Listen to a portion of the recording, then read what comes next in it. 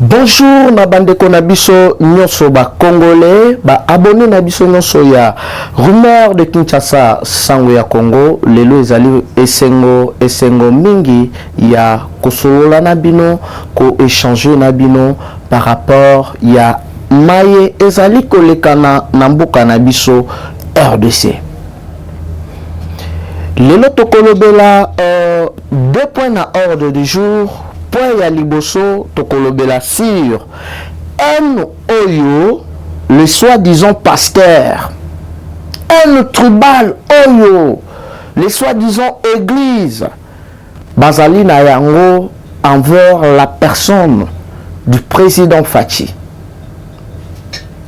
envers les CG. Na deuxième point tokolobela sur lolenge nini policier Jacques Mungabo abimisi ba terrible révélation banani batindaki ye bapesaka bango mbongo combien mais yali kindoki yakeno ondimi kozwa monta moko ya moke mpona koboma papa bato oyo azali na famille oyo azali na mwasi. Parce que mutu wana bandaki ko dénoncer cause moko ezali normal na bandaki ko senga justice ezala faite. Mais avant na développer ba sujet na biso ya mokolo ya lelo nazali ko recadrer batu ya ensemble pour les sportifs Kobandana numéro 1 à Bango Monsieur Soriano toyebiti boyaka na kati ya union sacrée toyeba nini obino boyaka koluka ti boyaka na consultation toyebi ba dessous de carte na bino comme d'habitude bolingi boluka nzela ya kobimela me mutako kanga bino pe azali te soki bokende na bino parce que toyebi ke non na minute oyo Fachi est seul contre tous. Fachi est seul contre tous. Toyebi yango très bien bakabal na bino oyo bozali ko préparer lelo nazomona mutu oyo apia mboka oyo pendant plus de 12 ans kofongola pe munoko na ye koloba soi disant teno ba dossier wana ya RAM ba escroquer population. Mais attends, RAM ezali taxe moko oyo ezali normal yebisanga mboka oyo bafutaka RAM te kolongola Congo bozali à la recherche ya santé politique, bozali à la recherche ya positionnement politique, bozali na leçon morale ya kopesa peuple congolais te papa. Parce que au travail na Kabila depuis je ne sais pas moi 2004 kobanda 2004 tokeiti 2015 du fait que yokaki goût ya minéraux ya RDC lolenge nini bomesanisaki deja batu na bino ba endo pakistanais bafutaka ba taxe te bobanda kobimisa ba minéraux frauduleusement oyo yele ozali ko s'attaquer koloba oteno ezali les soi-disant escroquerie selon yo 17 camions oyo bauti kokanga na niveau ya Lualaba ezali nini plusieurs milliards oyo yo oyiba yo kutu escroquer diso nationalité na biso congolaise ndenge ozali wana escroquer nationalité na biso congolaise donc ozotingama pena ki congolais na makasi parce que osentir miel na beefsteak oyo ezali na kati ya mboka na biso toyebi clic na bino ya le kabiliste toyebi yango bien toyebi keno bozali na recherche ya positionnement politique lolenge nini boko se positionner lolenge nini bokoluka ba stratégie bodiembela na ram pona komanipuler peuple. Mais toyebisaka bino maintes fois que ba carte na bino nyonso oyo bozali koya na yango ya lukuta boyebaka non biso tokozala wana pona korecadre bino.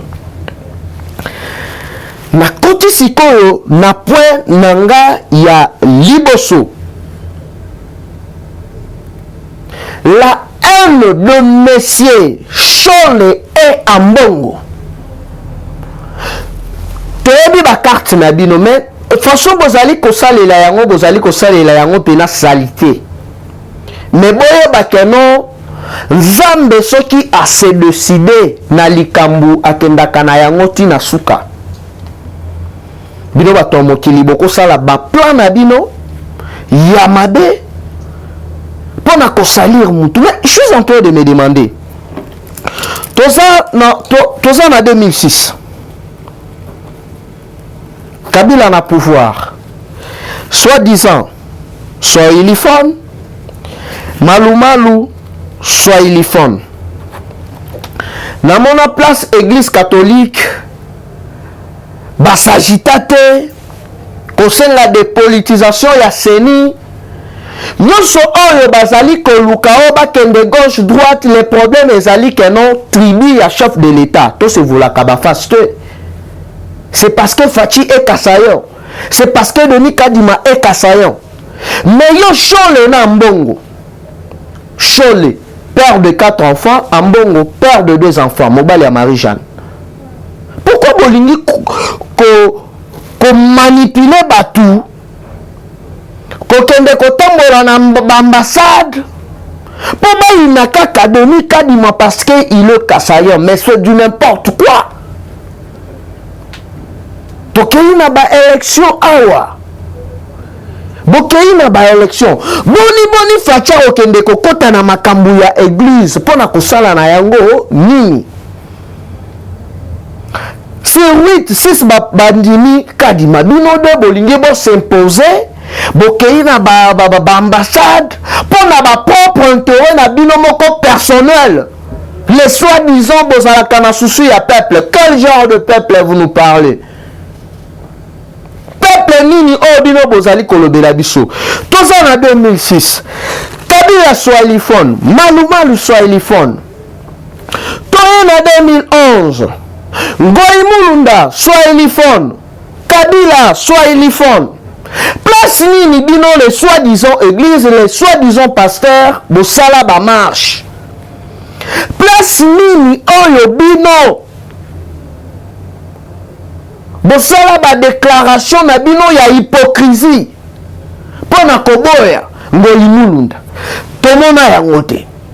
Toye awa na 2017 nani oyo Corneille Nanga. Place nini bosala ba marche. Oh kutu Kabila mandat ezalaki bien na suka. Mais Facha zali en plein mandat. Mwana bato alobi ok tozali kokende na ba élection. Bino église boyokana. Siko bolingi bosala ba manœuvre moko boye yako intimider, yako trafiquer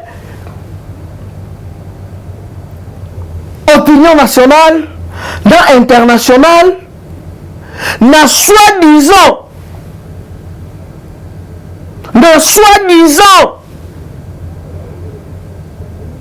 Otono Facha zali ko bloquer, Facha zali ko sala boye, alors que c'est du mensonge pur et simple.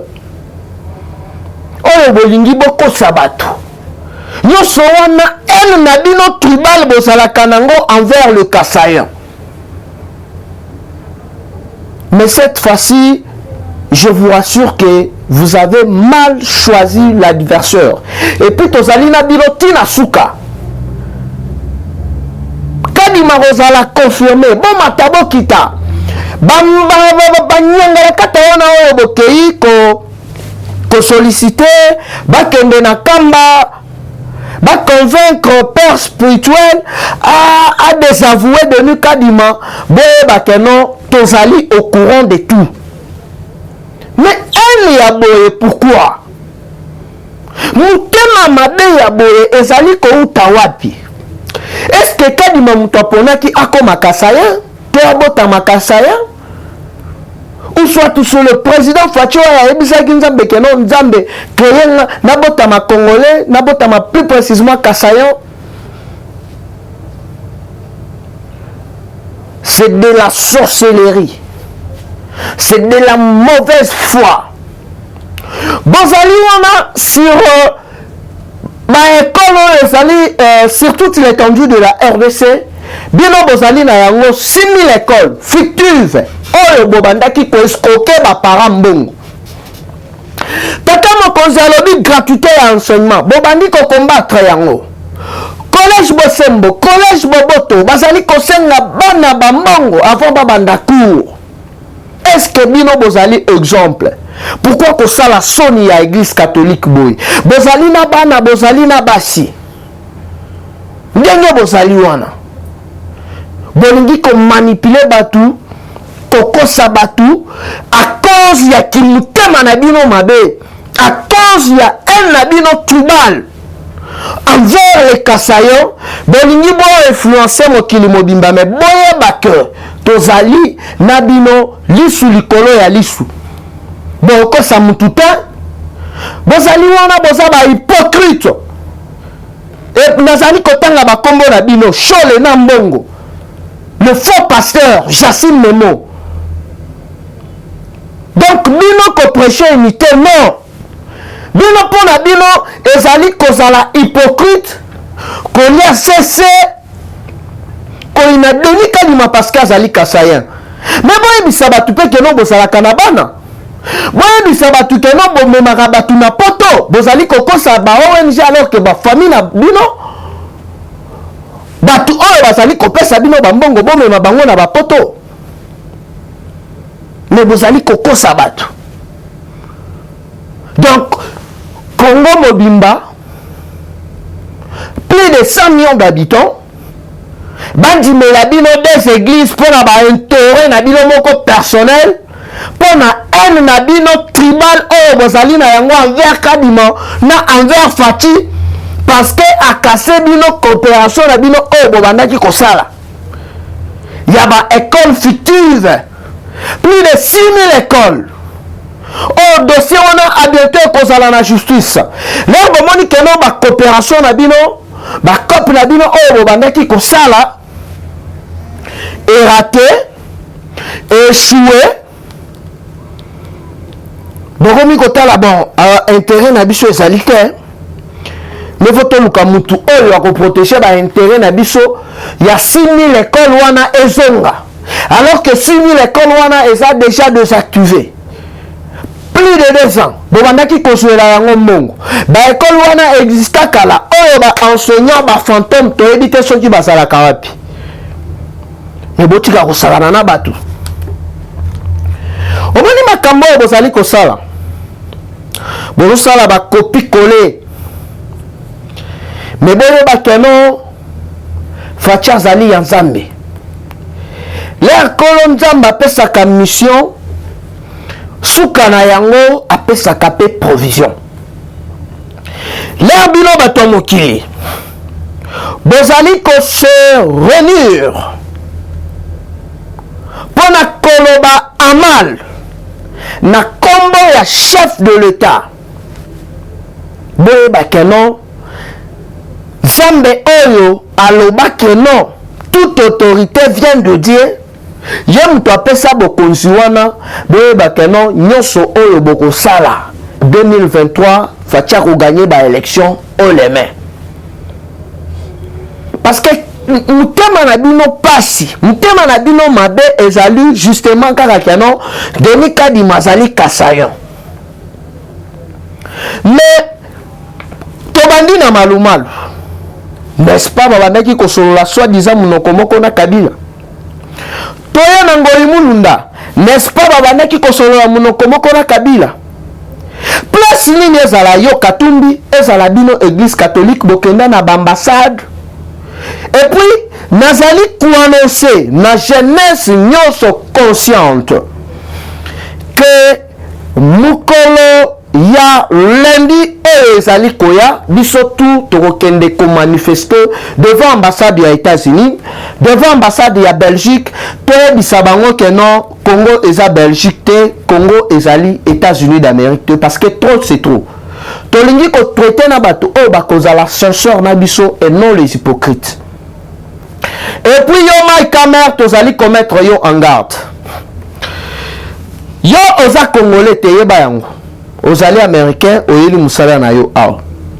Kokende na nkamba pona koluka kokende o convaincre papa Simon Kimbangu Kangani ba désavouer Kabila pona ko faire plaisir pona ko sepelisa Soriano Kingakati na Shole na Ambongo yeba yango keno okokutana na biso peuple congolais na nzela na yo.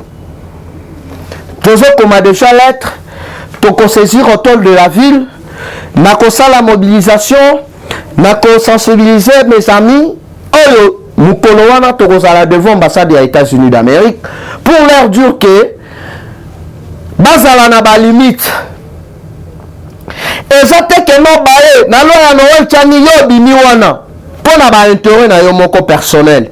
Ezate ke no balingi ba pona batu ya seni cour constitutionnel déjà pesi go na Assemblée nationale ba traité un dossier wana ya kadima na ba sur ba PV nyonso oyo ba si confession religieuse ba pesaki po ba ba lolenge nini ba konome officiellement. Donc bino bokomi ko sala ba kabal pona ba propre intérêt na bino. Bamboka ebele pe awa na mokili mobimba awa ba collaborer na bino te bamboka wana et c'est ça ko sala coexister te. Alors tozali commettre bino en garde. Nous la jeunesse congolaise nous en avons assez. Bande kona biso ba kufi mingi kuna na est.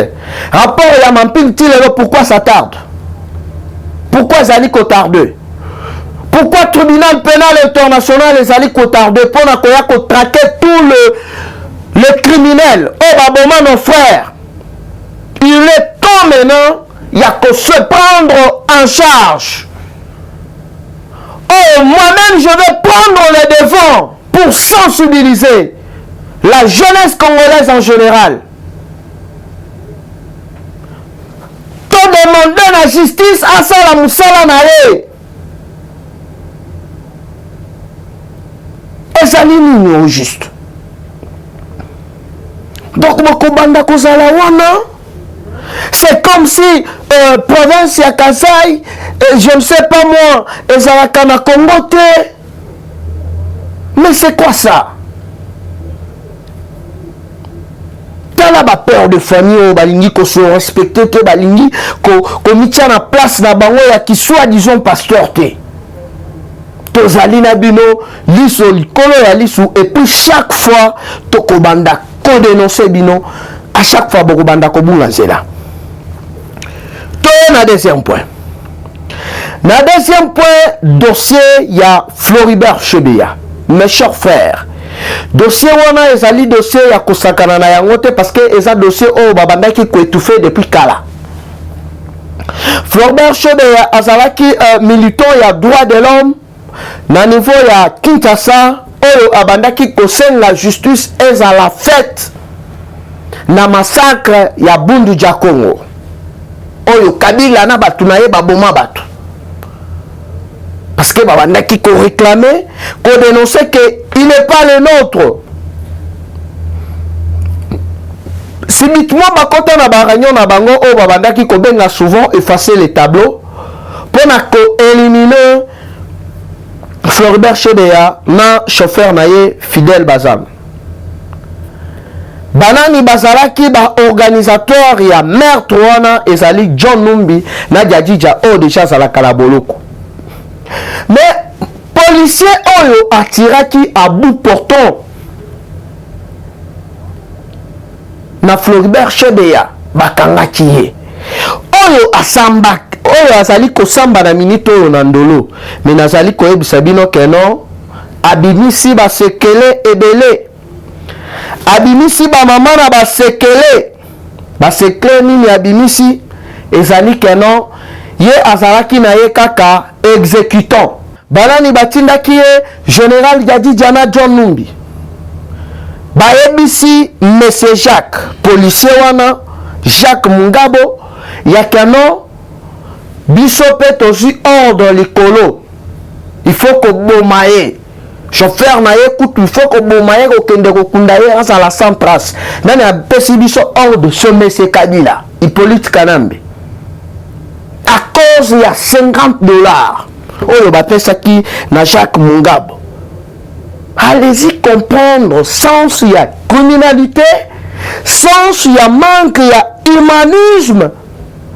Oyo bandoki, oyo ba gérant pendant 18 ans, le longani ni babandaki koboma bandeko na biso ba congolais.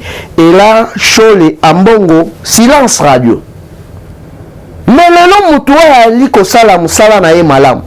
Na temps oyo afati botangela nga combien de fausses communes oyo bakanga. Botangela nga combien de batu ye akangisa injustement. C'est de la mauvaise foi. Boye bakano l'air nzambe apesaka mission apesaka pe provision. Pona kosukisa émission nanga ya mukolo ya lelo nazali commettre en garde na batu oyo batekaka parti UDPS à l'époque, na batu oyo baporta plainte na parti UDPS, na ba ministre indécis oyo bakendaka kuna na place ba servir parti bakomi ko servir ba famille na bango baboyata balupetu nazali kotanga pe bakombo na bino oyo bokomi ko utiliser ba jeune ya parti na ba infiltré ba banda ko finga koloba mabe na secrétaire général Augustin Kabouya AK47, le seul secrétaire ya UDPS oyo makambu asala secrétaire mokote aleka asala yango na kati ya UDPS akenda awa na redynamisation ya parti na ba Congo na bandundu tombe kaka batu wana wakei kuna badete balobaki bana bakende kaste nyoso wana la jalousie. Mais secrétaire nini oyo asala yango na kati ya UDPS mutute aza le seul secrétaire oyo atika kesi ya l'état na trésorier ya parti. Mais pourquoi de la mauvaise foi? Pourquoi campagne ya diabolisation? Pourquoi de la mauvaise foi à la personne du secrétaire général Augustin Kabouya? Bokolonga yete. Bokolonga yete ki mutema na bino mabe, ki noki na bino e kozongela nde bino moko. Alors biso oyo tolitana bango depuis opposition toko permettre te bana moko bo recruter na ba PPRD na ba sutukalala pona koya ko fragiliser parti. Pour ça là qui est belé ya kolanda biso ezali wa bino mwana koli. Bye bye et dans les prochains numéros. Eshima, votre magazine qui bat au rythme de l'actualité. Retrouvez la nouvelle édition. Exclusivité, Sakombi Molendo, le pionnier de la bancarisation.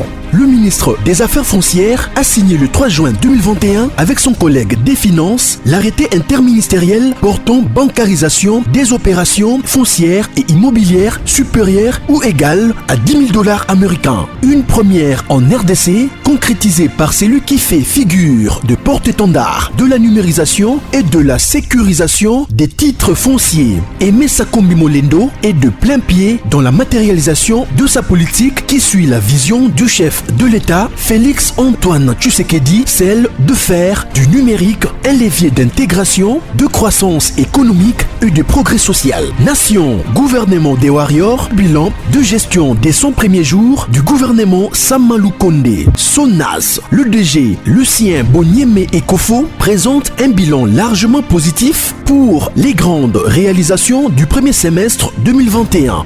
À lire également l'interview de Seth Kikouni portée sur les questions d'actualité. À la découverte de Tissia Mukuna, la DG de la marque La Quinoise, café planté et transformé à Kinshasa. Interview exclusive de Richard Ilunga, DG de l'ONIP, qui confirme l'identification de la population congolaise avant les élections 2023. Un an de patrouille financière, les audits de l'IGF mettent à l'écart les mandataires impliqués dans la mauvaise gestion des deniers publics grâce à Jules Alinguete, inspecteur général des finances, chef de service. Une analyse sur les coups d'État en Afrique et leurs conséquences. Retrouvez l'intégralité du magazine Eshima dans les kiosques. Eshima Magazine, un nouveau standard d'information.